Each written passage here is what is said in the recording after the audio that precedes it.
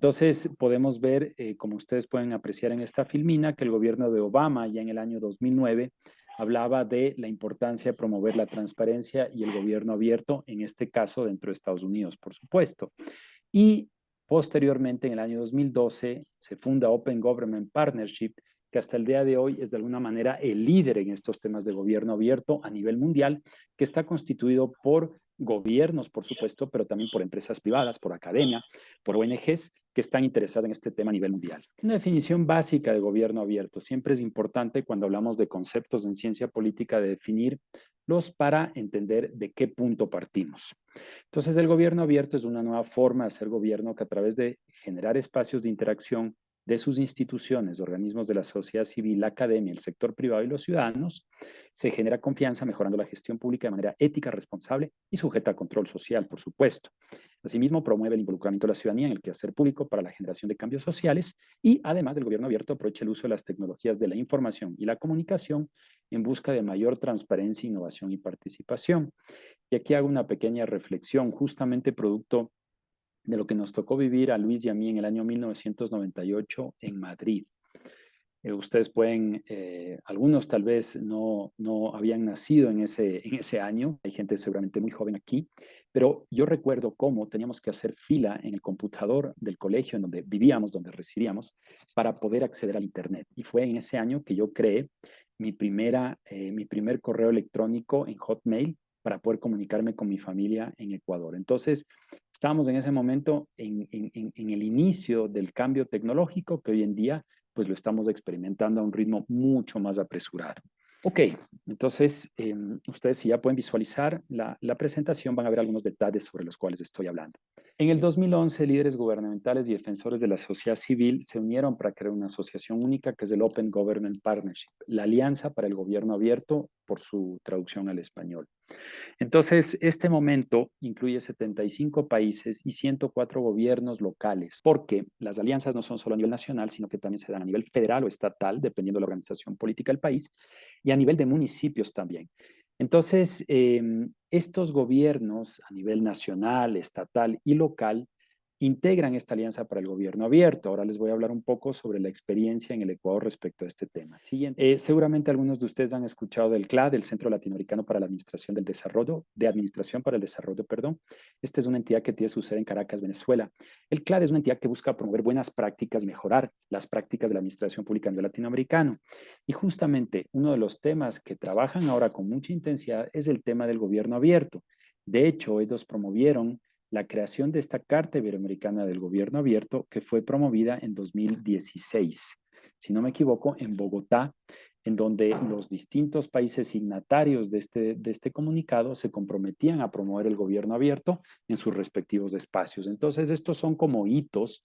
En este caso es una manifestación, una declaración no vinculante, no tiene un peso jurídico, pero en todo caso se encarga de promover las características del gobierno abierto dentro de los gobiernos que suscribieron este documento. Entonces, esto es como, son los avances que se van dando a medida que transcurre el tiempo.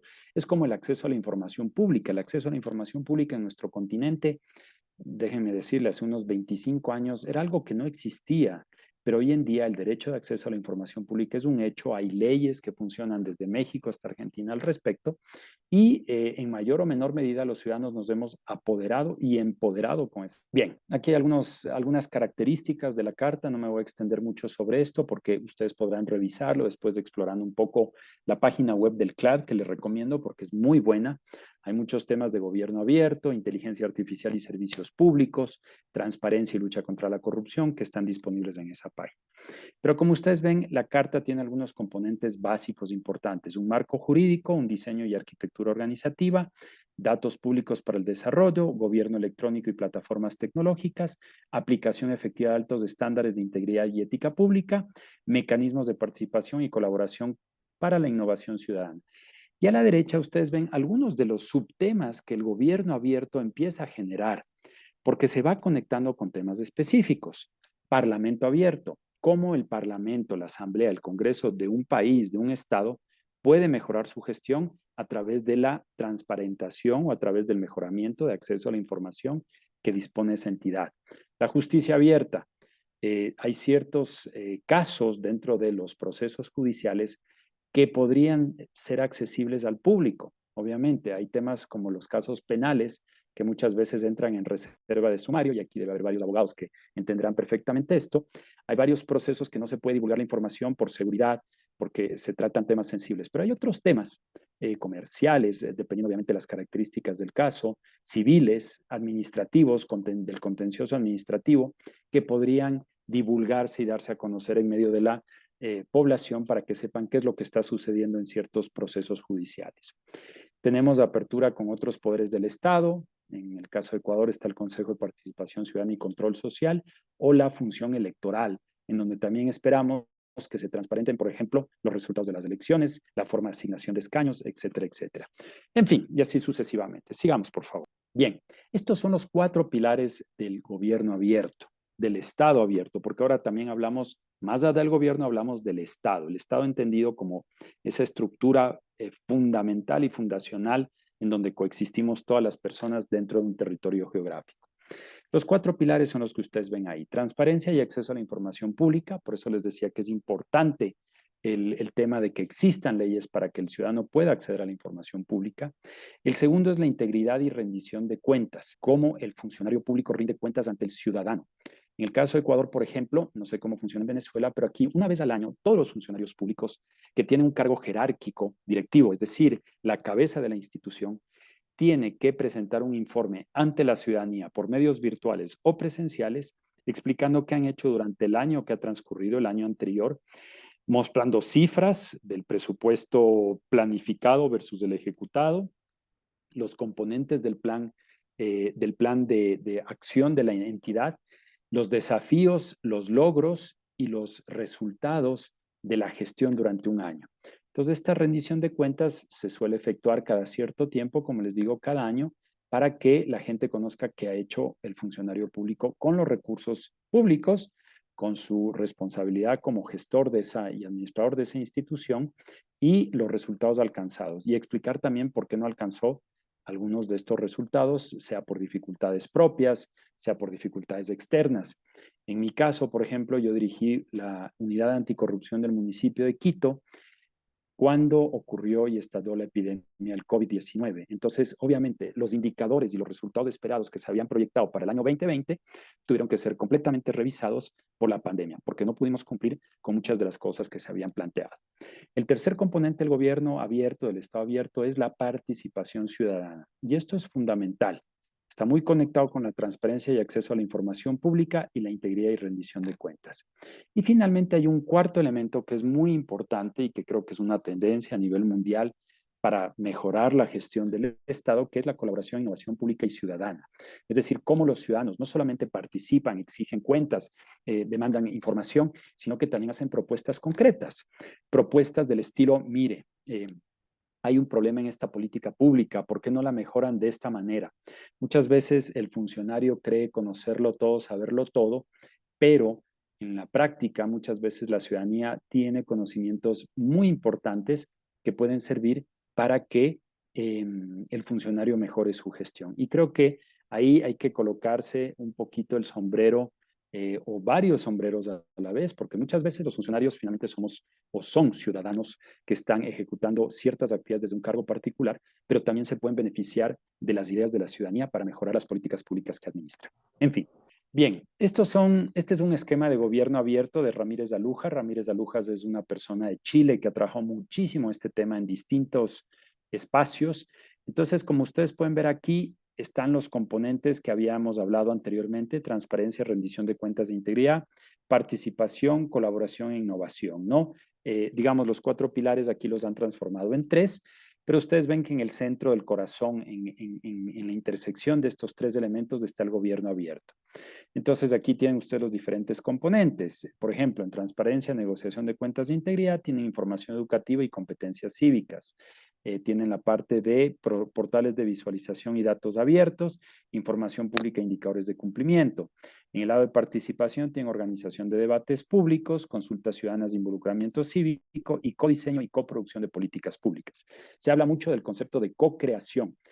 Recuerden siempre este término de co-creación porque van a ver más adelante cómo aquí en Ecuador se habló y se habla mucho de la co-creación de los planes de acción de gobierno abierto.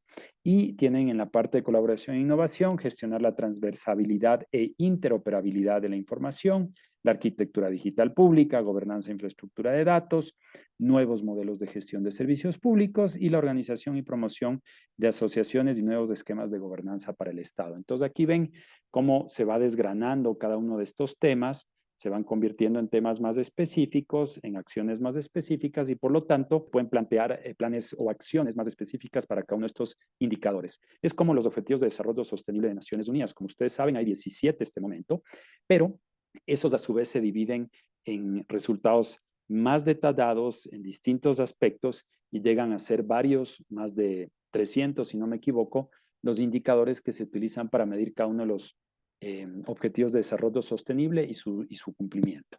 Bien, aquí tienen una cronología respecto al tema del gobierno abierto aquí en Ecuador. Entonces, en el 2018 ustedes tienen el primer paso que se dio. Ecuador ingresó a la Alianza para el Gobierno Abierto, a OGP.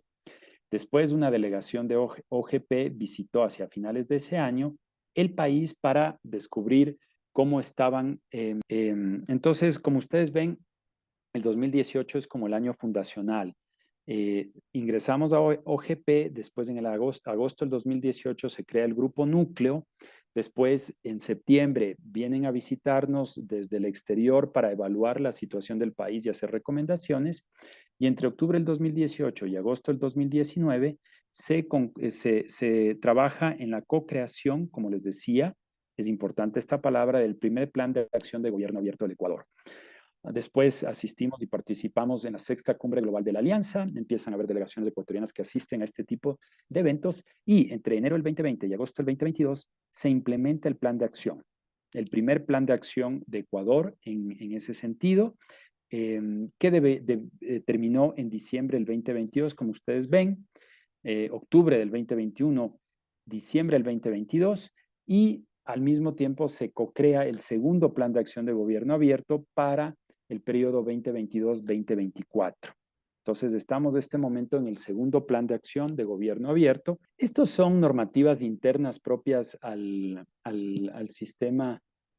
Como les decía, esto es simplemente una normativa interna. Es importante, y lo van a visualizar ahora en una filmina posterior, cómo el grupo núcleo que conforma este OGP a nivel nacional en el Ecuador está compuesto por diferente tipo de actores, actores públicos, actores privados, actores académicos, como les decía, porque es parte de esa alianza, precisamente como su nombre lo indica, entre distintos actores para promover el gobierno abierto. Entonces, como ustedes ven aquí, esto es simplemente algo que se decidió en abril de este año, de cómo va a estar conformado ese grupo núcleo. El grupo núcleo es como los actores duros que promueven el gobierno abierto a nivel nacional en el país. Entonces, aquí ustedes ven que hay un representante de la presidencia, una persona de la función ejecutiva, legislativa, judicial, la función de transparencia y control social, que es el cuarto poder del Estado aquí en Ecuador, y el quinto poder del Estado es la función electoral. Entonces aquí estarían representados los 5 poderes del Estado, pero también están los representantes de los GAT. El GAT son las siglas de Gobierno Autónomo Descentralizado, que incluye provincias, cantones y juntas parroquiales. La junta parroquial es la división más pequeña, es el equivalente a lo que en términos religiosos era la parroquia, por eso se llama junta parroquial en Ecuador. Entonces ustedes ven que hay representantes de todos los niveles, de todas las funciones y también hay representantes de organizaciones de la sociedad civil, instituciones de educación superior y sector privado, por supuesto, lo que asegura esa diversidad y esa inclusión de los actores más representativos del gobierno abierto en este núcleo duro de actores. Bien, aquí está un esquema en donde pueden ver ustedes las distintas funciones del Estado, ya las denuncié. Hay algunos actores como la Defensoría del Pueblo, que es la encargada de promover el acceso a la información pública en el Ecuador, que no estaba mencionada en el grupo anterior. Están abajo otros niveles del gobierno, son los que agrupan a los GATS. El CONGOPE es el Consorcio de Gobiernos Provinciales, la AME es la Asociación de Municipios del Ecuador y CONAGOPAR es el Consejo Nacional de Juntas Parroquiales. Entonces son como los unificadores de estos distintos gobiernos los que están presentes aquí. Del sector privado ustedes pueden ver, hay la Cámara de Economía, Popular y Solidaria, está CITEC, está el Comité de Empresas, son distintos grupos de actores privados, de empresarios básicamente, que participan en este proceso de promoción del gobierno abierto. Más abajo están ONGs como Fundación Ciudadanía y Desarrollo, Capítulo Local de Transparencia en Ecuador, Fundapi, que es una fundación que promueve el uso de datos abiertos, Datalat, que promueve el uso de nuevas tecnologías en los espacios públicos. Y finalmente, la academia está el IAEN, el Instituto Alto de Estudios Nacionales, una universidad pública, UTPL, Universidad Técnica Particular de Loja, universidad privada, y SPAM, que si no me equivoco es parte de la Escuela Politécnica del Litoral. Es una unidad de la Escuela Politécnica Litoral que busca promover el gobierno abierto. Aquí está un poco ese trabajo de co-creación que yo les decía que se ha dado entre los distintos actores que acabo de presentar. Ha habido co-creación y participación de organizaciones de la sociedad civil, academia y sector público en todo el proceso de Estado abierto, de gobierno abierto. Hay una normativa que ya regula esto. El modelo de gestión del Grupo Núcleo fue emitido un acuerdo ministerial en este año que regula y establece cómo funciona ese núcleo abierto. Hay una reunión mensual en donde los distintos actores se reúnen, bien sea en Quito, Guayaquil, Cuenca o en alguna otra ciudad del país para discutir los avances del proceso del plan de acción de gobierno abierto y cuáles son las dificultades para ver cómo se pueden superar. Hay una estricta aplicación de una gestión basada en la co-creación de productos, es decir, todos participan en este plan de acción de gobierno abierto, nadie se queda atrás, como dirían los funcionarios de Naciones Unidas. Se busca constantemente, además, incorporar a nuevos actores, no necesariamente al núcleo, pero sí a esa alianza para el gobierno abierto a nivel nacional. ¿Por qué?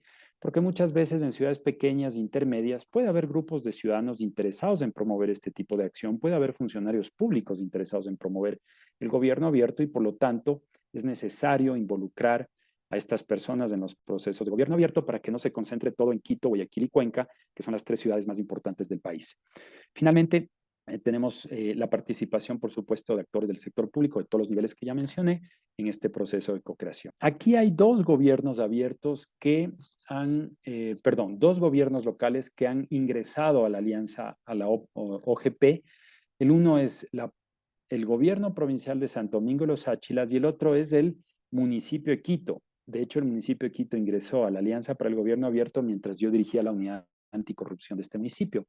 Fue un proceso interesante, fue un proceso complejo, y aquí les voy a contar un poco mi experiencia como funcionario público durante ese periodo.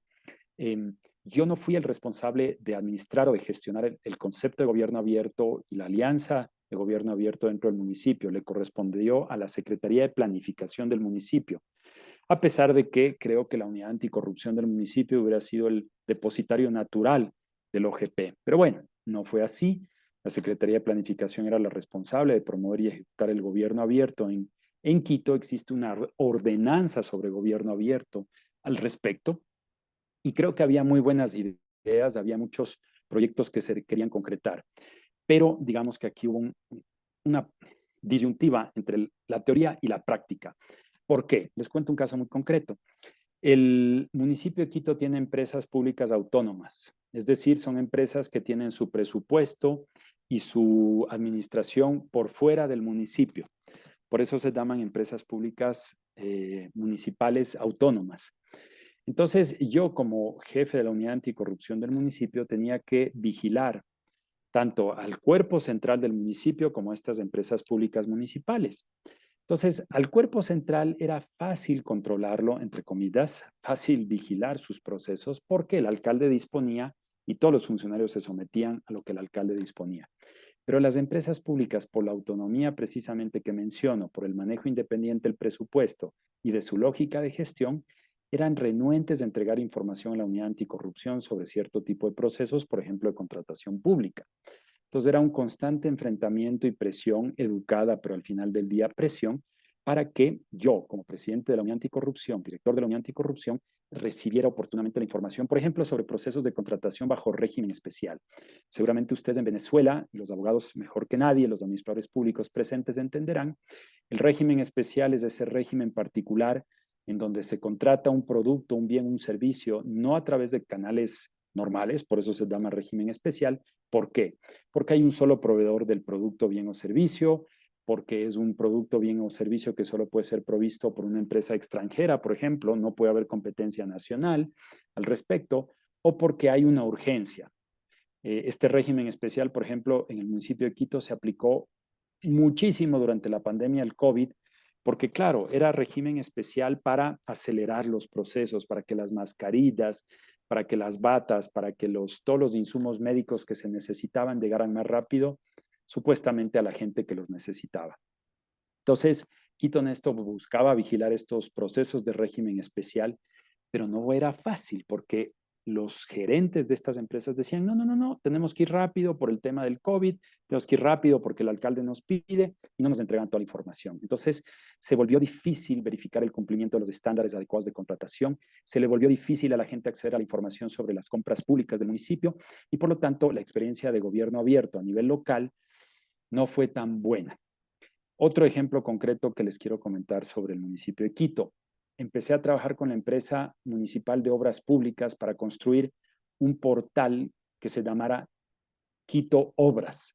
Si ustedes entran al sistema o ecosistema de gobierno abierto de la ciudad de Buenos Aires, y me hubiera gustado poder compartir el portal, pero busquen Buenos Aires Obras, por favor, googleen Buenos Aires Obras, y ustedes van a descubrir una página que tiene una georreferencia espectacular, en donde ustedes entran al mapa de Buenos Aires y tiene un montón de fichitas que están colocadas sobre el mapa de Buenos Aires. Ustedes hacen un clic en alguna de esas fichas o banderitas y salta toda la información sobre una obra que está ejecutando el gobierno de la ciudad de Buenos Aires en algún distrito específico. En esa ficha ustedes van a ver quién es el contratista, cuánta plata está manejando, cuándo se prevé que termine la obra y cuál es el objetivo de la obra. Y así sucesivamente. Entonces yo lo que quería hacer era trasladar ese modelo de Buenos Aires a Quito.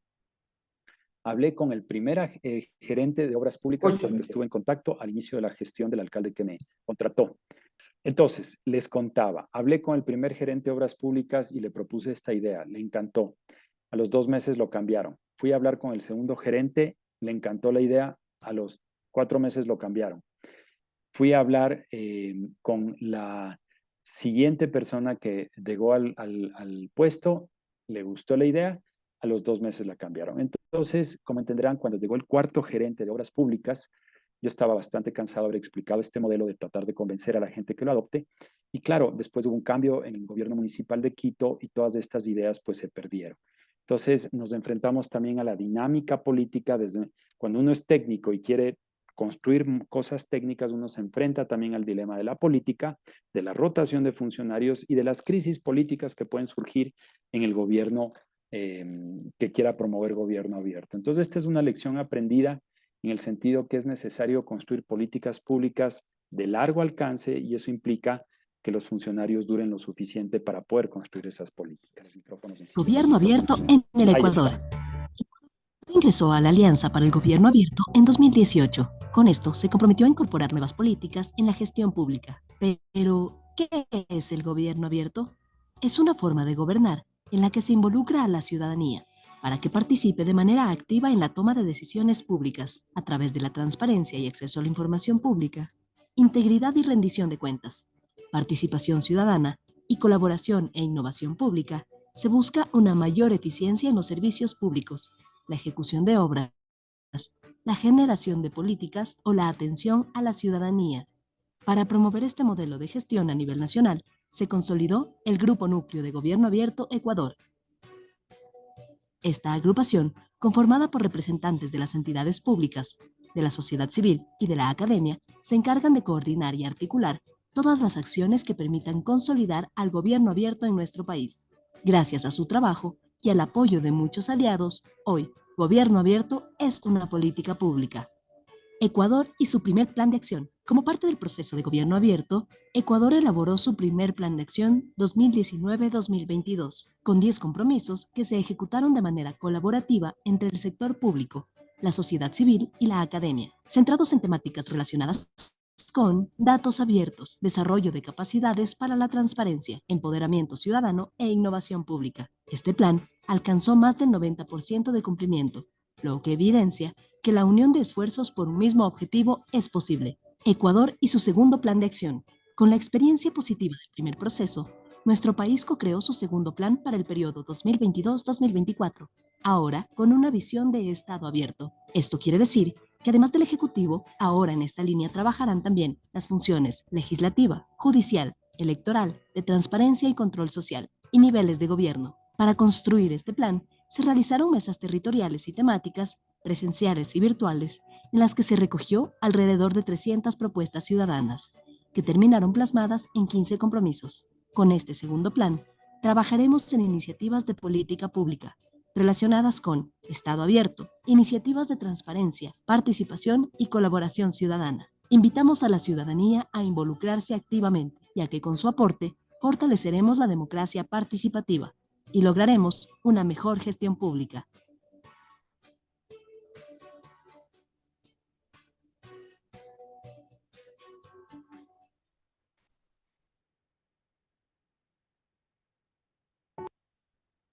Lo que quería pedirles es que pasemos a la siguiente filmina. Ya vieron ustedes en el video. Brevemente lo que quería era mostrarles un poco esa dinámica de co-creación y de colaboración entre los distintos actores que pues propusieron y participaron en la construcción de este plan de gobierno abierto. Ustedes ya vieron cómo se alcanzaron, de acuerdo con las estadísticas, los indicadores iniciales, alrededor de un 8 sobre 10, un 80%, un poco más del total de los mecanismos que se habían planteado, de los resultados que se esperaban para cumplir con el plan de acción de gobierno abierto. Miren, bueno, ahí está el documento que corresponde al primer plan de acción de gobierno abierto, el primer PAGA. Ustedes, como ven, ahí hablan del 94% de cumplimiento, 55 hitos ejecutados de 59 hitos planificados. Entonces, ahí están algunas de las cosas que se lograron. Se estableció una normativa sobre política y de datos abiertos, un rediseño del portal de datos abiertos. Ecuador tiene un portal de datos abiertos de este momento, donde ustedes pueden acceder y los formatos que se utilizan, como su nombre lo indica, corresponden a datos abiertos. Ustedes pueden bajar esa información, administrarla, gestionarla y utilizarla para estudios comparados, por ejemplo, con países como el suyo. Hay una plataforma nueva o renovada de contratación pública, de información sobre la contratación pública. Hay un acuerdo ministerial para el funcionamiento de la democracia ambiental. Es importante señalar que aquí, puntos 4 y 5, si ustedes se fijan, EITI es la asociación respecto a la transparencia en la información relativa a industrias extractivas. Estas es las siglas en inglés, en donde hay un grupo de distintos actores que participan en la discusión sobre acceso a la información y transparentación de la información disponible sobre industrias extractivas. Cuando hablamos de industrias extractivas, son las mismas industrias que ustedes tienen, aquellas que explotan petróleo, gas o extraen minerales del subsuelo. Entonces, EITI de alguna manera es una organización internacional que busca promover la transparencia en el manejo de la información específicamente relacionada con industrias extractivas. Hay un acuerdo de Escazú, que algunos de ustedes deben conocer, que regula, digamos, o fomenta las buenas prácticas de las industrias extractivas a nivel latinoamericano. Entonces, el Ecuador es ya signatario de este acuerdo de Escazú. No estoy seguro si ya ratificó la Asamblea Nacional la suscripción, pero en todo caso son buenas prácticas en el área socioambiental.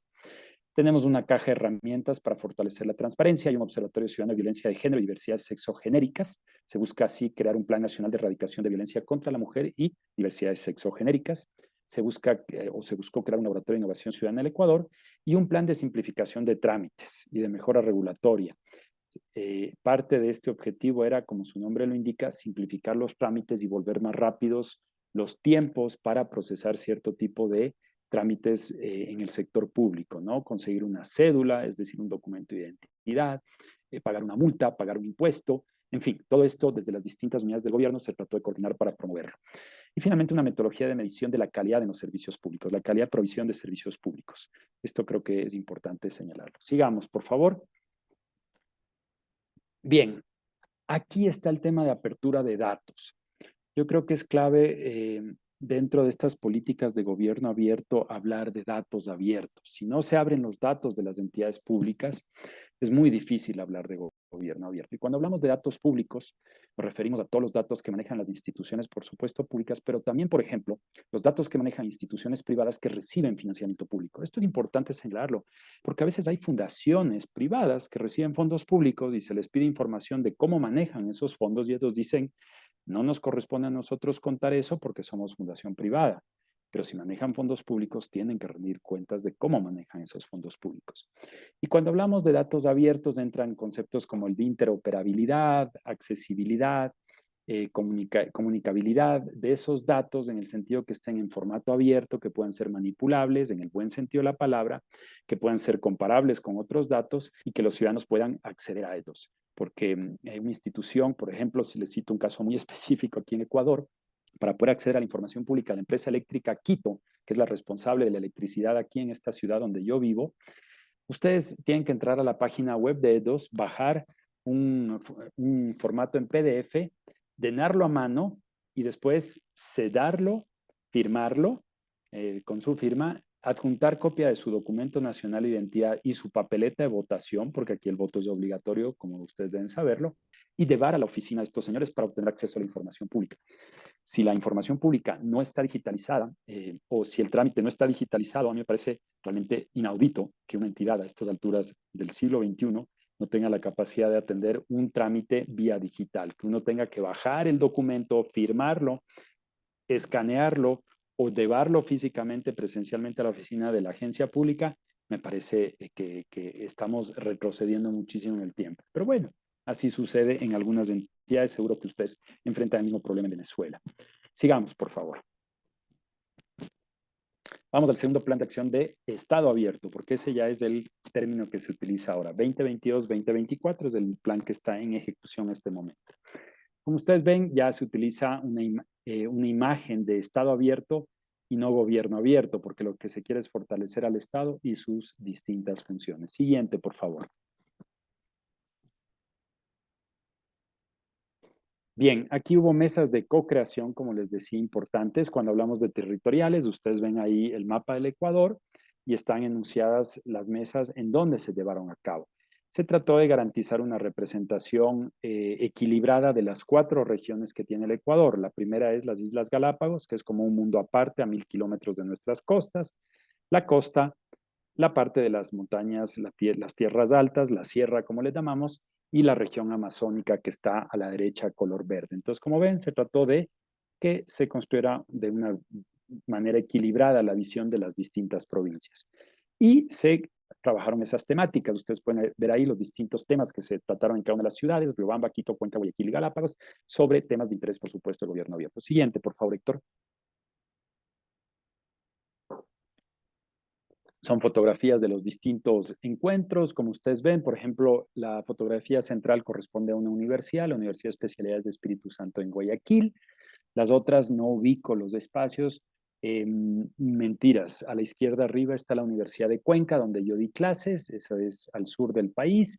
Las otras sí no logro identificar, pero son en distintas partes del territorio nacional. Siguiente, por favor. Lo que quieren mostrar aquí es cómo fue un proceso participativo, incluyente, etcétera. Se realizaron procesos en donde ustedes ven, la gente escribió sobre papelógrafos, sus ideas, sus propuestas para mejorar el estado abierto que se quiere ejecutar y construir en este momento. Siguiente, por favor. Aquí ustedes ven, bueno, hay un análisis de participación. En total, 1.260 personas participaron y se generaron 328 propuestas.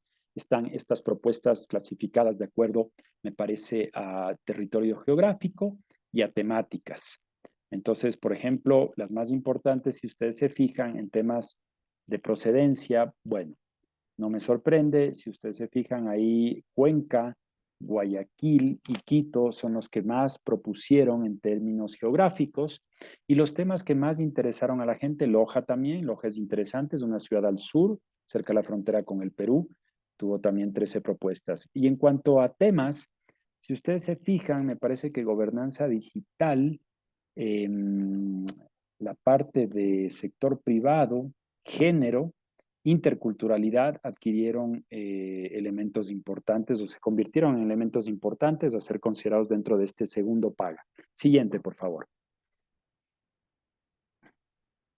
Esto más bien ya son autoridades que ustedes pueden ver que participaron en este proceso, lo reconocerán porque hay bandera del país y la bandera de la institución junto a la bandera del país. Son los distintos actores públicos que estuvieron involucrados en este proceso. Siguiente, por favor.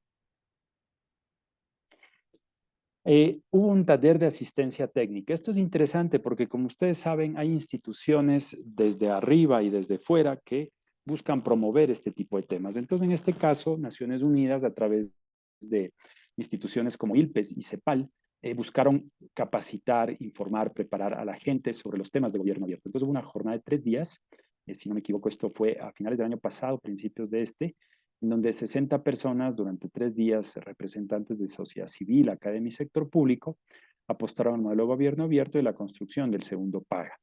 Entonces se incluyó un criterio adicional referente a la participación de las contrapartes en la elaboración de las fichas de compromisos y las propuestas fueron alineadas al plan de creación de oportunidades, que es el Plan Nacional de Desarrollo, y a la Agenda 2030. Entonces, como ustedes ven, es importante entender que el gobierno abierto se concatena con los objetivos de desarrollo sostenible y en este caso específico con el Plan Nacional de Desarrollo, que es el plan de creación de oportunidades. Esto es bien importante y se los voy a decir con producto de la experiencia que yo tuve en Bolivia. Yo viví 7 años en Bolivia y me tocó generar capacitación política en un contexto muy polarizado. Entiendo que en su país obviamente hay posiciones polarizadas en torno a ciertos temas ideológicos. La mejor manera de construir una agenda consensuada y superar las barreras ideológicas es trabajar con la Agenda 2030, que finalmente son los 17 Objetivos de Desarrollo Sostenible de Naciones Unidas, que creo que interesan a todos los partidos políticos alcanzar las metas planteadas en esos ODS. Cuando yo vivía en Bolivia, yo trabajé con los ODMs. Yo viví en Bolivia del 2007 al 2014 y del 2007 al 2009 fui representante de una ONG norteamericana DA. Para vencer la resistencia de ciertos partidos políticos como el MAS, lo que hacíamos era trabajar con ODS para construir agendas consensuadas sobre temas que interesaban a todos los partidos políticos, desde el espectro político más a la izquierda hasta los partidos más a la derecha. Y por eso es importante conectar este tipo de procesos como él los paga a Agenda 2030. Es asegurarse que la discusión se vuelve eminentemente técnica y lo político queda subsumido o en una posición menos importante. Siguiente, por favor.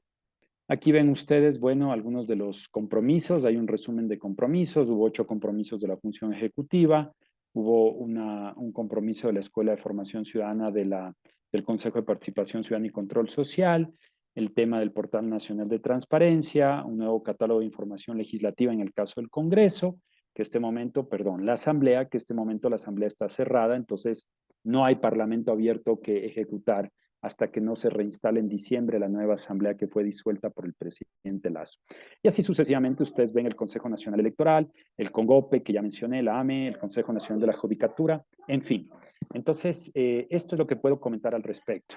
Bueno, aquí están los grupos temáticos que ya había comentado, que se agrupan en estado abierto, iniciativas de transparencia y participación y colaboración ciudadana. No me voy a poner a enunciar todos. Sigamos, por favor, para ir terminando. He hablado casi por 1 hora. Quisiera ir cerrando para más bien escucharlos a ustedes y ver sus reflexiones. Adelante, por favor, Héctor. Bueno, firmas de actas de compromiso, los acuerdos que se iban generando entre las distintas instituciones. Ustedes pueden reconocer en algunas de las fotografías a Patricio Doret. Él es la persona responsable del gobierno abierto aquí en Ecuador y ha sido como el líder impulsor de este proceso desde la presidencia de la República. De hecho, buena parte de esta presentación fue gentilmente cedida por parte de la presidencia de la República para poder presentarles a ustedes. Entonces, estos son parte de los actores centrales de ese núcleo duro de participantes. Siguiente, por favor. Y aquí está la contraparte técnica. Hay que reconocer que ha habido una cooperación decisiva de USAID, la cooperación alemana a través de GIZ, la Pan American Development Foundation, UNDP, ya lo comentábamos con los Objetivos de Desarrollo Sostenible, Counterpart International, que es un contratista de USAID, que está apoyando estos temas de gobierno abierto. Siguiente, por favor, con esto estaríamos terminando. Y bien, ahí tienen ustedes la página web de Gobierno Abierto, que pueden entrar, explorar las distintas redes sociales, ya no es Twitter, sino X. La primera, tenemos Facebook, Instagram, YouTube, donde encontró Héctor el video que logramos visualizar. Entonces, estas son las características del primer plan de acción de Gobierno Abierto, del segundo plan de acción de Estado Abierto, cómo llega Ecuador a la alianza OGP, cuántos gobiernos locales están participando en este proceso dentro de Ecuador y los retos y desafíos que les he ido mencionando a medida que avanzamos, ¿no? Yo resumiría en 2 o 3, yo diría 3, los principales retos del gobierno abierto en el Ecuador. El primero, como siempre, es la voluntad política. Debe haber algunas personas presentes que han pasado por cargos públicos, como me pasó a mí. Uno puede tener mucha voluntad y mucho deseo de promover el acceso a la información pública, la transparencia, la rendición de cuentas. Perdón, ya me están preguntando, voy tomando apuntes después de las preguntas. Decía, entonces, primero, voluntad política. La voluntad política es fundamental y sobre todo, si no hay un apoyo de las autoridades más jerárquicas o de las autoridades, las primeras autoridades, presidente de la República, alcalde de la ciudad, prefecto de la provincia, va a ser muy difícil que se pueda promover el acceso a la información pública y el gobierno abierto en los espacios donde uno trabaja. Yo conté con el respaldo del alcalde para promover el acceso a la información pública, para promover el gobierno abierto en el municipio de Quito, pero me enfrenté a una dinámica y a trabajar con colegas públicos, oficiales públicos que no estaban tan convencidos de las bondades del gobierno. Primer desafío. Segundo desafío, estructura. La estructura. Ustedes necesitan gente dentro del sector público, pero también fuera del sector público, empresarios, académicos, que estén convencidos de este tema y que trabajen de manera colaborativa, co-creación. Por eso hablamos de la co-creación. Si no hay colaboración, es muy difícil entender o posibilitar la construcción del Estado abierto, del gobierno abierto, porque el funcionario público puede pensar una cosa y decir, vamos a hacer esto así para facilitarle a la gente el acceso a la información, pero de pronto el ciudadano tiene otra idea y esa es la idea de la colaboración, construir el mejor modelo posible a través de la colaboración.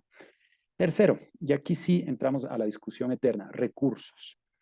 No solo se necesita voluntad política, no solo se necesita gente deseosa de participar en estos procesos o de promover estos procesos, se necesitan recursos. Yo quería crear un portal de gobierno abierto a nivel del municipio de Quito. Trabajamos con un modelo, un piloto, apoyados por la Fundación IVOS de Holanda, para crear un dashboard, un tablero de control sobre los procesos de contratación en el municipio de Quito y que el alcalde y todos los concejales tuvieran acceso a ese dashboard para que pudieran visualizar cómo iban los procesos de contratación pública en el municipio. Era extremadamente complejo. Se necesitaba dinero, se necesitaba tecnología que no teníamos en ese momento disponible para poder construir el dashboard. Entonces, ahí sí se necesitan recursos y no solo financieros, se necesitan ingenieros que entiendan cómo abrir los datos, se necesitan abogados que sepan cómo emitir normas, ordenanzas para promover el gobierno abierto, se necesitan personas que alimenten los datos abiertos en el día a día. En el caso de las empresas como la empresa municipal de agua potable o la empresa Obras Públicas del municipio de Quito, los procesos de contratación eran cotidianos, constantes, diarios, e iban desde $5,000 a $5 millones. Entonces se necesitaba que alguien estuviera tipeando, tecleando, ingresando esa información al portal de datos abiertos. Entonces se necesitan recursos humanos, financieros, tecnológicos, indudablemente, para poder cumplir con este tipo de procesos. Obviamente, mientras la institución es más grande, más complejo es el reto. Mientras más pequeña es, se puede ser más imaginativo y recursivo para contar con elementos sencillos, pero que garanticen el ingreso al gobierno abierto. Esos serían para mí los tres principales retos. Les he contado un poco la experiencia de Ecuador. Me encantaría ahora escucharlos a ustedes. Por favor, formulen sus preguntas, sus inquietudes. Ya vi que a través del chat escribieron. Muy bien. Álvaro, por favor, primera persona que, para que nos pregunte, haga comentarios. Adelante, por favor. Buenas noches, tengan todo, profesor. Un placer estar acá en su conferencia y a todos los compañeros participantes de este diplomado, ¿no? Muy importante, profesor, la disertación sobre los gobiernos abiertos que se están implementando en algunas regiones de Latinoamérica, ¿no? Pero acá en el caso de Venezuela se nos hace un poco cuesta arriba implementar ese sistema de gobierno, porque el gobierno abierto yo lo interpreto como un gobierno mucho más democrático, un gobierno más sensible a aplicar las políticas públicas que se necesitan y a dar esa participación ciudadana, profesor. Incluso en los pilares que usted hablaba de la transparencia, es muy importante que los gobiernos tengan ese nivel de transparencia, ese nivel de credibilidad que se necesita ahora, porque lamentablemente para tener un gobierno abierto tenemos que eliminar lo que es ese flagelo que daña las instituciones, como es la corrupción. Y estamos pasando por ese proceso ahorita de contaminación de gobiernos con mucha corruptela en todos los niveles. Dice que en mi caso yo soy concejal de este municipio, el municipio Mauro del estado Falcón. De paso soy el único concejal de la del bando opositor y me toca enfrentar a los compañeros del bando del partido de gobierno, pero ellos son herméticos, no aceptan propuestas, no aceptan ordenanzas que vayan en beneficio del colectivo, que para eso son las ordenanzas, y las ordenanzas ayudan a la gestión de ese gobierno ejecutivo. Incluso me ha tocado luchar mucho para ello. Pero sí sería bueno, profesor, de establecer los mecanismos, sentar las bases, sobre todo en Venezuela, que es nuestro caso, de cómo poder comenzar a implementar un sistema de gobierno abierto. Y hay un aspecto muy clave y fundamental que usted mencionó, uno de los pilares, que es la participación ciudadana. De hecho, nosotros no estamos tan lejos de ello porque en la Constitución bueno, se está dando ese empoderamiento, o mejor dicho, se dio ese empoderamiento, que la ciudadanía tiene los mecanismos de participación ciudadana. Pero lamentablemente por falta de información acá en Venezuela no se logra esto, de que la gente pueda involucrarse activamente en los procesos de gobierno, porque la ciudadanía, toda la sociedad civil activa puede ayudar a controlar, a vigilar y a fiscalizar cómo se invierten y en qué se gastan los recursos del erario público, que es de todos los ciudadanos. Eso generaría un poco de más de transparencia. Sí me gustaría, profesor, que usted me orientara un poco cómo iniciar, porque lo escuché decir a usted que en un municipio de Quito existen ordenanzas para implementar los sistemas de gobierno abierto. ¿Cómo podría usted coadyuvar que acá en Venezuela, o por lo menos en un municipio, pudiéramos sentar la base para dar inicio a un gobierno abierto? Muchas gracias. Muy bien, muy interesante. Claro, usted se enfrenta a una situación, a un dilema en la medida en que es la minoría dentro del Consejo Municipal de la alcaldía que menciona. En el caso de Ecuador, yo creo que, como les dije al final, dependió mucho de la voluntad política en su momento del alcalde para promover la ordenanza sobre gobierno abierto. Pero ojo, no fue porque sí, por un gesto de generosidad de parte del alcalde. Hubo una buena presión de parte de la sociedad civil de Quito para que se apropie y se apruebe esta ordenanza por parte del Consejo Municipal de Quito. Entonces, tal vez si no pueden llegar a la aprobación de una ordenanza, sí se puede proponer inicialmente que se apliquen principios, prácticas de gobierno abierto en la gestión del municipio como una forma de mejorar la eficiencia en la gestión pública.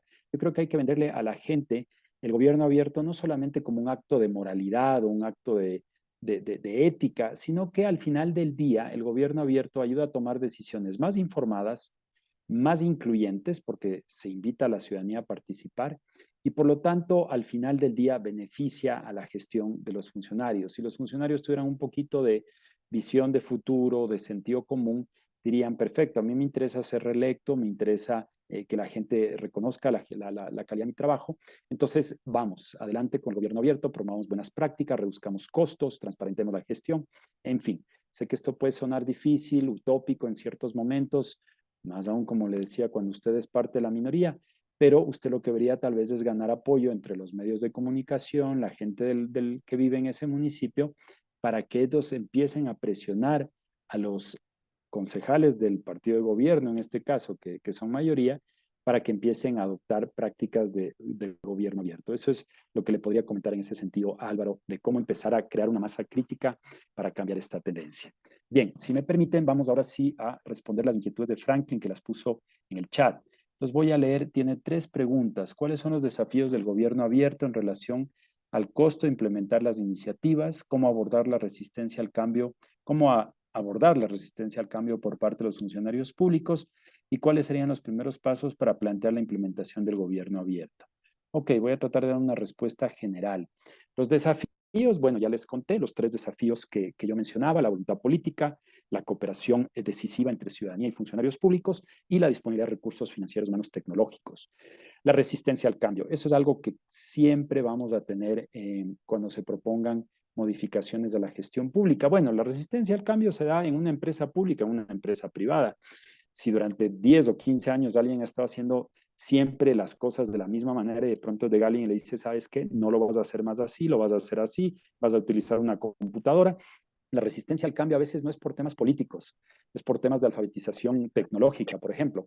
Gente mayor que no maneja las computadoras o personas que han estado acostumbradas a procesar todo a mano y de pronto les dicen, no, ahora tienes que ingresar todo en una computadora. Pues es resistencia al cambio que no necesariamente es política.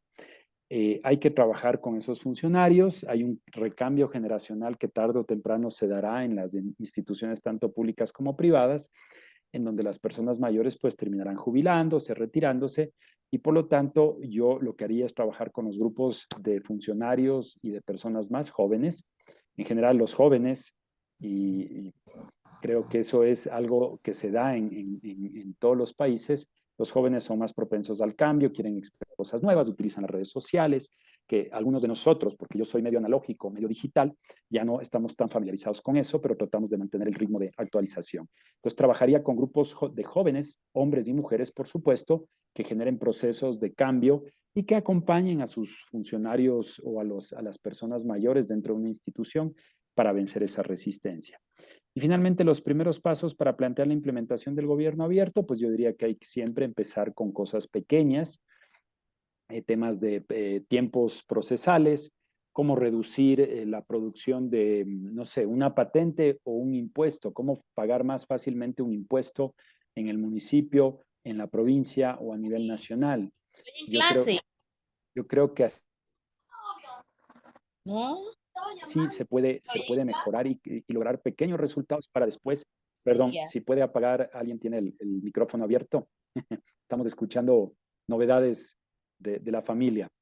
Entonces, como les decía, tratar de avanzar con grupos de gente joven, incluir, por supuesto, hombres, mujeres en este proceso, fijarse objetivos pequeños al principio, reducir tiempos procesales, eh, procesar más rápido documentos que ingresan, solicitudes, no sé, de atención al ciudadano en temas de agua potable o atención en la parte eléctrica, en el caso del municipio, en el caso judicial, que los tiempos procesales también se reduzcan y que las instancias logren evitar que se acumulen, como hemos visto en muchas oficinas públicas de nuestros países, carpeta tras carpeta que terminan ocultando al funcionario, evitar que se acumulen muchos documentos, digitalizarlos. Una de las primeras cosas que hice yo al entrar al municipio de Quito fue en mi unidad anticorrupción asegurarme de que existiera, por supuesto, el documento físico, pero que estuviera respaldado al menos en 2 sitios distintos en formato digital por seguridad, porque registré pérdida de documentación pública. Y no sé en Venezuela, pero aquí en Ecuador está penado administrativa y penalmente inclusive la pérdida de información pública. Esos son los pequeños logros que se podrían conseguir. Entonces voy a responder a Carlos y después le doy la palabra a Keila. ¿Cómo manejar la persecución y amenaza en caso de querer información de datos públicos? ¿Ha tenido algún imprevisto, supongo, en relación a esta situación? A ver, ¿cómo manejar la persecución y amenaza en caso de querer información de datos públicos? Miren, el funcionario público está en obligación de proveer esos datos. No conozco los detalles sobre la normativa venezolana en cuanto a acceso a la información pública, pero yo creo que todos los funcionarios están en la obligación de proveer la información. Y una de las cosas que se ha discutido aquí, participé en un foro recientemente organizado por la Defensoría Pública del Ecuador, el funcionario no puede preguntar para qué se van a utilizar los datos que pide el ciudadano. El funcionario público está en la obligación de entregar esos datos en un formato legible, accesible, bien sea en formato digital o en formato impreso. Ahí tal vez tenga que pagar un valor si es mucha la información que se solicita, pagar por las hojas que van a utilizar en la oficina pública o pagar un disquete para que graben en el disquete la información pública, en fin. Pero el funcionario no debe cuestionar y no debería, creo yo, haber persecución y amenaza. Eh, Lamentablemente, claro, vivimos en sistemas políticos en donde el ciudadano es visto como un sospechoso cuando pide información pública, ¿no? A mí me ha pasado en ocasiones anteriores, antes de que yo fuera funcionario público, me pasaba que pedía información sobre algún tema y claro, los funcionarios públicos sí le dicen a uno, ¿y para qué quieres esa información? Y yo les decía, a usted no le interesa, yo como ciudadano tengo derecho a acceder a esa información. Entonces, había resistencia para entregar la información, pero no amenazas, había resistencia. No sé si la persona que escribe esto sufrió en ese sentido algún tipo de coacción o amenaza por parte de los funcionarios públicos, pero no debería haberla en la medida además que muchas veces estos pedidos de información pueden ser inclusive anónimos. En algunos países se hace así, en Ecuador no, pero en otros países, en México si no me equivoco, el Instituto Federal de Acceso a la Información, el IFAI, está en obligación de entregar información aunque la persona no se identifique, porque es información pública, por lo tanto accesible a todos. Bien, después, ahora sí quiero darle la palabra a Keila y después voy a contestar a Bárbara Monsalve. Keila, por favor, alzaste la mano. Adelante. Ok, mi pregunta es la siguiente.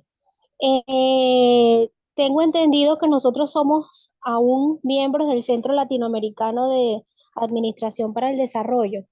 En ese sentido, quisiera saber qué participación tenemos nosotros por Venezuela con respecto a las políticas públicas venezolanas, si tenemos acceso y si no tenemos acceso. Y tengo otra pregunta, a ver si la puedo enlazar con esa, es que de acuerdo a los criterios que se manejan en el Plan de la Patria, ¿cree usted que eso funcione como un gobierno abierto o es un estilo de política socialista solo al estilo del gobierno actual? Es mi pregunta. Ya, te escuché un poco entrecortado, pero entendería que la segunda pregunta, vamos en ese orden, la segunda pregunta me pregunta si el plan de la patria, que entendería que es su plan nacional de desarrollo, corríjanme si me Sí, equivoco, por favor, sí, correcto, corresponde correcto. a una visión de Estado o exclusivamente a la del Partido Socialista de Venezuela. Si entiendo bien, Okay. esa era la Esa es la segunda segunda pregunta. La pregunta. primera me hablabas algo del Centro Latinoamericano de Administración para el Desarrollo. Sí, Sí, sobre dice el que CLAD, ¿qué me preguntabas? si somos aún miembros del CLAD. Sí, yo entiendo. De hecho, la sede, como les dije, está en Caracas. Creo que la querían trasladar a otro sitio, pero son miembros activos del CLAD. Y el CLAD es una Ok, institución que tiene muchos años, Keila, por si acaso, ¿no? No es algo que nació después de la revolución de Hugo Chávez en Venezuela o el cambio no, no, político. perfectamente, sí, sí, sí entiendo eso. Lo que quería, mi pregunta es si saber si aún nosotros tenemos algún tipo de participación allí. Sí, adelante. Como gobierno de Venezuela, dices tú. Ajá, Sí, claro. El CLAD está constituido básicamente por los gobiernos de la región, Venezuela, Colombia, Perú, pero también hay instituciones académicas que me parece que son observadores, porque el CLAD es una sí, son institución de Estado. observadores. De hecho, hay Exacto. alumnos que han participado en las políticas, las temáticas, pues. Así es. Entonces, los gobiernos de cada país integran el CLAD. El CLAD es una institución supraestatal constituida por estados que hace recomendaciones de buena gestión en las políticas públicas. Entonces, es lo que Ok, te podría contar sobre el CLAD. Yo hice recientemente un curso del CLAD sobre gobernanza digital, fue bastante interesante con profesores sí, españoles. Yo les recomendaría a ustedes como funcionarios o como ciudadanos que visiten la página web del CLAD porque constantemente están eh, organizando actividades, conferencias, eventos. Yo soy parte de un grupo de WhatsApp en donde recibo información constantemente sobre las actividades que desarrolla el CLAD. Lo recomiendo porque además el CLAD me parece que es una entidad neutra, técnica, en donde hay temas muy relevantes que son abordados. Respecto al Plan de la Patria, no puedo opinar, Keila, no lo conozco sinceramente, pero yo asumiría que el Plan Nacional de ok, Desarrollo de un país debería tener, sí, siempre una visión ideológica. Todos los documentos oficiales de un gobierno, sea el gobierno del señor Maduro, el gobierno del señor Lazo acá en Ecuador, tienen una visión sí, ideológica. El Plan Nacional de Desarrollo actual es un plan más bien de derecha, propio del gobierno de derecha que tenemos de este momento en el Ecuador. Pero por eso decía que es importante conectarlo con temas como los ODS. En su momento yo los conecté con los ok, ODMs, porque hay instrumentos internacionales que están por encima de esas visiones ideológicas que han sido construidos a través del tiempo, con debates ideológicos también, pero también debates técnicos, y eso ayuda a crear puentes entre las distintas fuerzas políticas.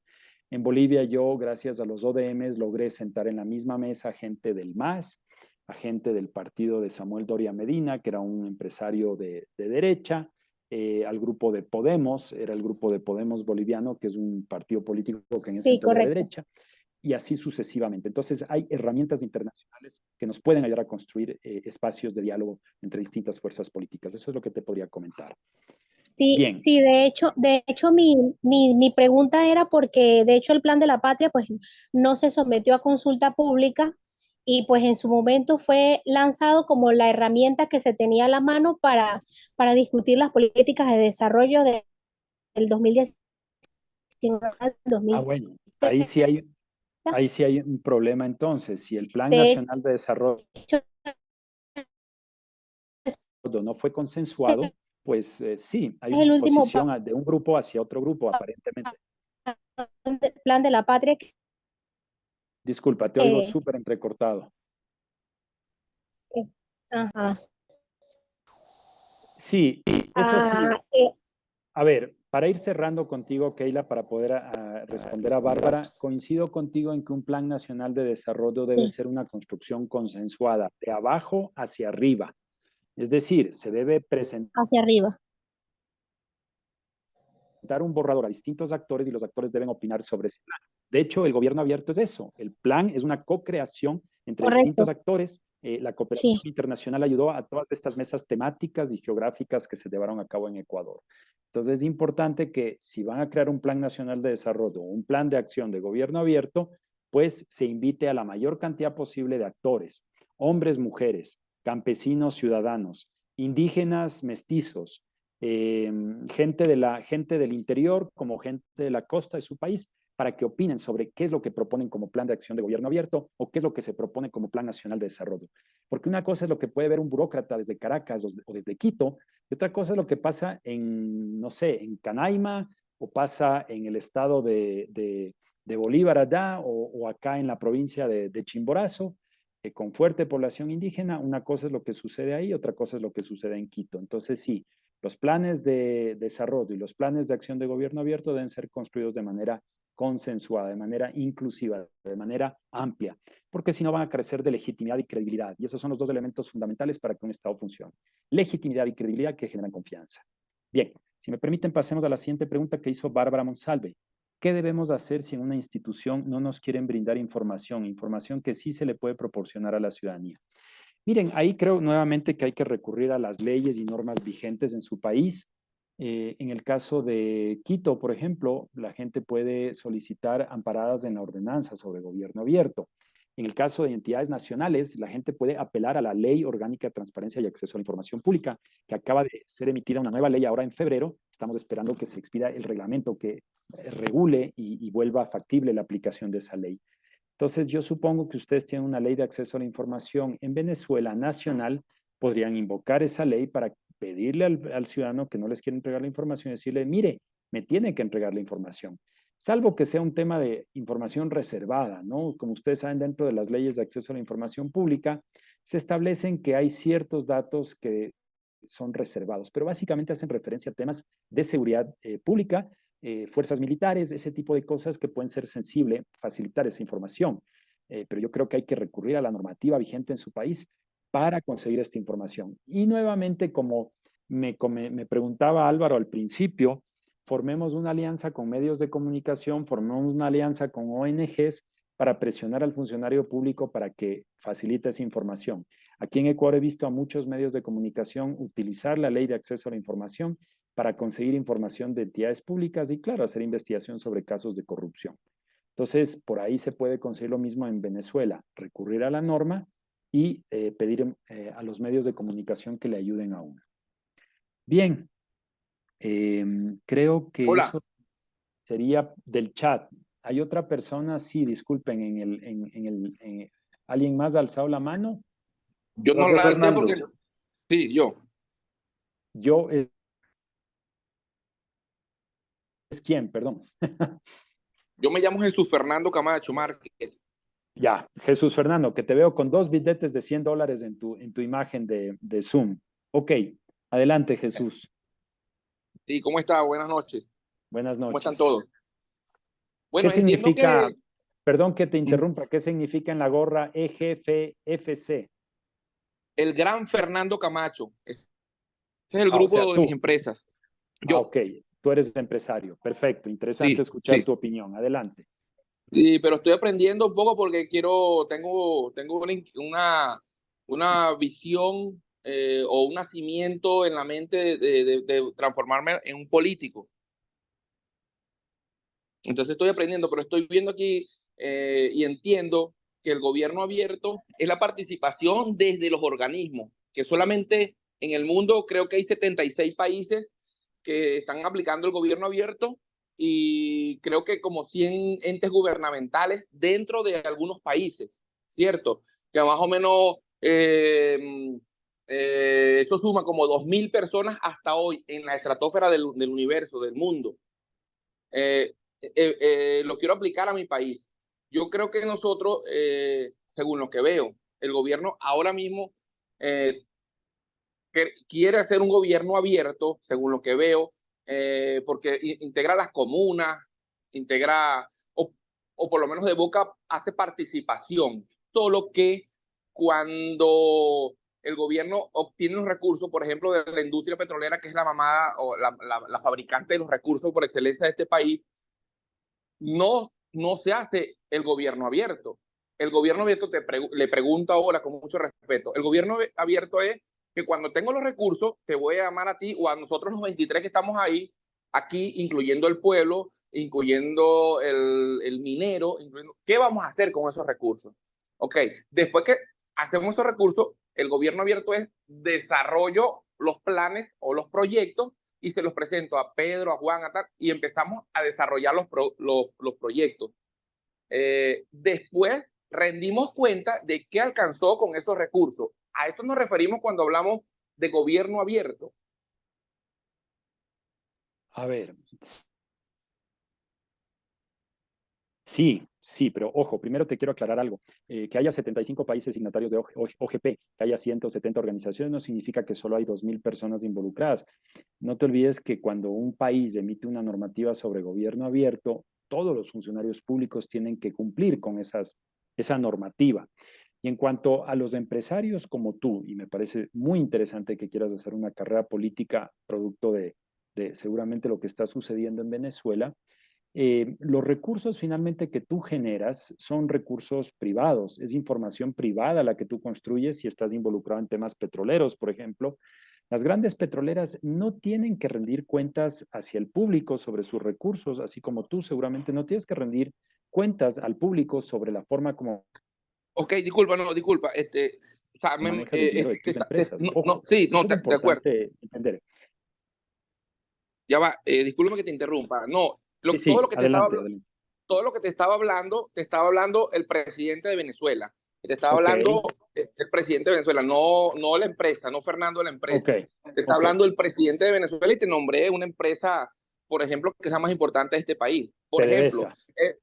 PDVSA. Pero, por ejemplo, entonces el presidente te dice otra cosa. Fernando, el presidente de Venezuela, quiere hacer un gobierno participativo. Primero, otra pregunta. ¿Debo establecerlo abierto? ¿Debo establecerlo en la Constitución? Uno. Dos. Ok, entonces ahora quiero implementar el turismo en este país. En este país voy a empezar a generar dinero con el turismo, porque este es un país bellísimo. Voy a empezar a llamar todas las agencias turísticas porque requerimos las empresas. Ajá, ok, requerimos que las vamos a ayudar de repente con financiamiento para que mejoren, pero tienen que aportarnos al Estado X cantidad de dinero. A eso se refiere un gobierno abierto. No, a ver, no se trata que el gobierno abierto te obliga a ti a entregar recursos al gobierno para promover algún tipo de política pública. Lo que promueve o propone el gobierno abierto es que haya una alianza, por ejemplo. Hablemos del turismo que tú acabas de señalar. En efecto, su país es maravilloso. Tuve el privilegio de visitarlo 2, 3 ocasiones y realmente ustedes tienen un país privilegiado en recursos turísticos. No propone el gobierno abierto que tú como empresario entregues recursos al gobierno para promover la política pública, no, lo que propone es hacer una alianza, por ejemplo, en este caso, en la política pública del turismo, para que las entidades del Estado promuevan el turismo hacia Venezuela y el sector privado se junte, se una para Okay. hacer algún tipo de sinergia. Pero el gobierno abierto no se concentra específicamente en una política pública, sino que es como un principio. Por eso se habla de esos 4 pilares del gobierno abierto, que son transparencia, integridad, participación ciudadana y colaboración. Pero el gobierno abierto no es un demandante de recursos al sector privado. El gobierno abierto más bien le pide al sector público que maneje de manera transparente y abierta, como su nombre lo indica, los recursos públicos. Entonces, si sobre la marcha el sector privado decide juntarse con el gobierno para mejorar alguna política pública, bueno, es el gobierno el que deberá rendir cuenta de cómo se utilizan los recursos que eventualmente el sector privado O sea, lo entiendo claramente y entregue. sí. Pero el gobierno abierto no es un demandante de recursos al sector privado. Okay. Por ejemplo, yo veo entonces que ahorita el presidente Nicolás Maduro está intentando hacer un gobierno abierto. ¿Por qué? Porque él dice, aprobé para el área de la salud X cantidad de millones de dólares, no sé cuánto. Me está integrando a mí. Ajá, llamó al alcalde, no sé qué, y lo integró. Ok, listo. Y otro principio del gobierno abierto es la publicidad activa. La publicidad activa, entonces yo veo que, y la innovación, yo veo que él está mucho en las redes, está mostrando mucho. ¿Tú crees que esto es un principio de gobierno abierto que está intentando hacer este gobierno, este presidente? Ojo, a ver, es que ahí creo que hay que diferenciar entre la concreción de políticas públicas desde la perspectiva del gobierno abierto y otra cosa es la publicidad sobre la utilización de recursos públicos. Si el presidente Maduro les ha anunciado a ustedes que va a invertir 100 millones de dólares en el sector salud, lo importante sería, desde la perspectiva del gobierno abierto, que el señor presidente y todos los funcionarios del Ministerio de Salud, en este caso, rindan cuenta sobre cómo van a utilizar esos 100 millones de dólares. Ok. Okay. Eso es gobierno abierto. Entonces, hay que separar o sea, lo que es cuando después publicidad, lo que que es se lo asigne. visibilizar los recursos públicos y otra cosa es rendir cuentas sobre ellos. Ok, o sea, que después que el presidente se lo asigna al ministerio, el ministerio lo diluye, digamos, entre, o sea, no sé los términos, de hospitales, en los 24 hospitales, lo distribuye en los hospitales del país. Entonces, cada director de hospital debe rendir cuenta al presidente, al ministerio y al pueblo de qué hizo con ese dinero. Sí, así es. Lo ideal en un sistema de gobierno abierto es que tú puedas acceder a la información de ese hospital. Debe haber un portal web del Ministerio de Salud en donde haya una subsección del hospital X de Barquisimeto, por ejemplo, o de Mérida, en donde tú puedas entrar y ahí estén los estados financieros del hospital, al menos de los últimos 5 años. En el Ecuador, tú estás en la obligación de publicar en todos los portales web de las entidades públicas una subsección que se llama transparencia, y cuando entras a transparencia tú vas a ver que está clasificado por años. Y se establece en la ley que tú debes tener ahí la información de los últimos 5 años, estados financieros, distributivo de personal, cuánto gana cada funcionario dentro del municipio, plan de acción, ejecución y resultados alcanzados. Okay. Entonces, así es como tú como ciudadano puedes saber si se utilizó bien el dinero o no. Fíjate que para complementar y contextualizar en este caso a Fernando, fíjate Fernando lo que pasó, por ejemplo, con todos los recursos que hay videos en YouTube de sobra, por ejemplo, todos los recursos que se le dieron al entonces ministro Jesse Chacón para dar mantenimiento y actualizar y mejorar las plantas hidroeléctricas en Venezuela. Y si tú lo contrastas ahorita con el problema que tenemos grave en Venezuela, con el sistema eléctrico, no hay nadie que dé respuesta. O sea, nadie sabe qué pasó con esos recursos. Algunos medios de comunicación han sido silenciados porque han estado tocando el tema de esos recursos. Hay gente que incluso en los medios de comunicación coloca aquel video donde Jesse Chacón dice que él recibió ese recurso para generar lo que se le estaba instruyendo como ministro en ese momento. El tema del gobierno abierto es la idea de generar reglas claras, pues donde, como lo dice el profesor Michel, uno de los pilares fundamentales es la transparencia. Transparencia quiere decir que la gente tiene derecho a saber si se usó o no los recursos. Ajá, Michel. Sí, y ahí hay una cosa que quiero decirles, y ese es un problema serio que tenemos en América Latina, y es que aquí cambia el funcionario y cambia la institución. Se va a la mitad de los funcionarios que han sido designados políticamente y se pierde la información, se pierde la memoria institucional. Entonces, eso es problemático porque el ejemplo que acabas de citar, Luis, sobre el uso de recursos para generación de electricidad, es un claro ejemplo aquí también. O sea, este momento estamos a punto de entrar en racionamientos como ustedes están ahora en Venezuela, a pesar de que en la época de la Revolución Ciudadana se construyeron entre 10 y 15 represas a ambos lados de la cordillera, flanco occidental y flanco oriental, supuestamente para alejar para siempre el tema de los apagones del país. Pero resulta que la demanda aumentó más de la cuenta, que tenemos una sequía extrema, que algunas de las plantas no están operativas por problemas de corrupción o tienen problemas técnicos. Entonces, al no haber memoria institucional, muchas veces se ofrece algo, no se cumple y nadie reclama, nadie dice nada, nadie pide cuentas sobre ese tema. Entonces, la memoria es frágil y por eso es importante que haya ONGs, que haya medios de comunicación, que haya grupos de ciudadanos que les recuerden a los políticos lo que prometieron alguna vez hace 5, hace 10 años y les pregunten, bueno, ¿y dónde está la plata? ¿Dónde está la política pública? ¿Dónde está la represa? ¿Dónde está la carretera? Es el gran problema que tenemos nosotros en nuestros países, que se va el funcionario y la memoria se va con él y la gente no suele reclamar. Tenemos que ser ciudadanos más proactivos en ese sentido, tomar nota de lo que prometen los políticos, después decirles, venga a rendirme cuentas, pero no de lo que ha hecho con Constitución, de lo que usted prometió en su campaña electoral o de lo que usted prometió al principio de su gestión. Y ahí tal vez nos topemos con sorpresas, pero eso ya depende mucho de la cultura política y la voluntad de la gente de participar. Y aquí les voy a hacer una reflexión que siempre he dicho, producto de mi experiencia como funcionario público y como ciudadano. Al funcionario público le pagan un salario para cumplir con sus actividades. El ciudadano es voluntad y corazón muchas veces, y hay un momento en que obviamente la participación ciudadana, la decisión de participar también tiene un límite con nuestras actividades particulares, porque hay que cuidar al niño, porque hay que cuidar a los papás o porque hay que dedicarse a encontrar el sustento diario. Entonces ahí sí hay una debilidad de parte de la ciudadanía frente al funcionario público. Pero bueno, es parte del reto tener una ciudadanía activa, empoderada, que se organice para reclamar a los políticos por las malas políticas públicas que han ocurrido en los distintos espacios. Bien. Fíjate, Michelle, que quería comentar, pues veo que nadie está en el uso de la palabra, no voy a levantar nadie la mano y si yo digo algún comentario, es para reforzar un poco todo lo que implicó aquí tu conferencia. Porque fíjate que yo escuchándote a ti me doy cuenta que verdaderamente nosotros estamos en pañales.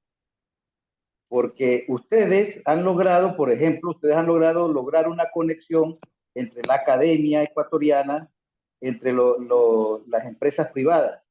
Aquí en Venezuela el tema del gobierno abierto es llevado a través de ONG muy particulares.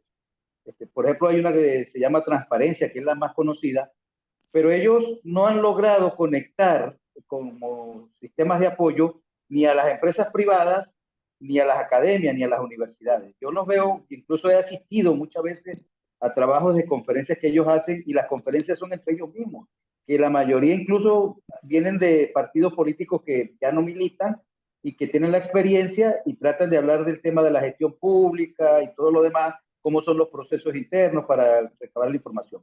Incluso los medios de comunicación. Yo no he visto una ONG de estas que logre conectarse, por ejemplo, con un medio de comunicación para presionar, como tú dices. No hay, porque a veces yo siento que incluso a nivel de la participación ciudadana tampoco hay sanción colectiva. Los corruptos van al alcalde corrupto, que uno sabe que es corrupto, va a las comunidades y le abren la puerta, lo sienten a comer en la misma mesa con sus hijos. Entonces también hay un problema allí de cultura cívica que yo creo que es importante trabajar, pienso yo, no sé. Sí, debe haber una masa crítica, como yo les decía, por ejemplo, para presionar para que los políticos transparenten el gobierno, la gestión. Debe haber alianzas y por eso les insistí mucho en el tema de la co-creación de los planes, en donde el gobierno ha liderado, indudablemente este señor Patricio Doretti y su equipo han liderado el debate, pero han sido bastante inclusivos y esto es interesante porque empezó en el gobierno de Lenín Moreno y ha continuado en el gobierno de Guillermo Lasso esta idea de juntar a los distintos actores. Entonces, esperemos que ahora que viene un cambio político, que no sabemos hacia dónde vamos a apuntar, porque hay mucha incertidumbre sobre la segunda vuelta electoral que va a haber este domingo que viene, el domingo 15, no sabemos hacia dónde vamos a apuntar, si vamos a volver a la revolución ciudadana o si vamos a optar por un modelo